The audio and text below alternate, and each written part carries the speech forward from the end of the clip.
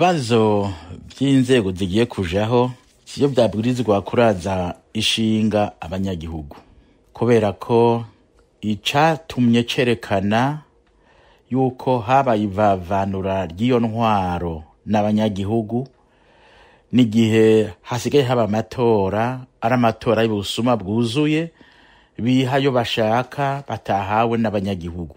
Twararonse ubutumwa bwinshi, intahe nyinshi zashinzwe kubagiye mu matora mu ntara zitandukanye.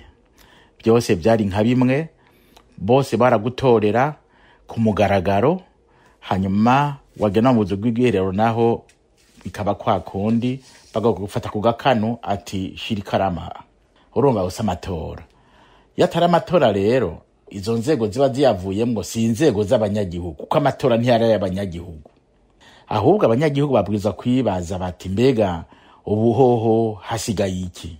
Nibo babwirizwa kwimenya, n'abanyagihugu babwirizwa kwimenya, kuko byarerekanye yuko ubutegetsi buhari butandukanye n'ubw'ineza y'abanyagihugu, n'ubutegetsi bwirondera neza yabwo. Abanyagihugu rero ntibari kumwe n'ubwo butegetsi, kuko ntaco buzobamarira.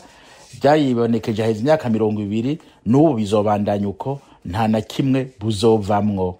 Naco gituma abanyagihugu babwirizwa kwiga bitonze inzira zabo bari bucemwo, kugira bashire hambavu ubwo butegetsi, bironderere ubundi bwo bagirira akamaro.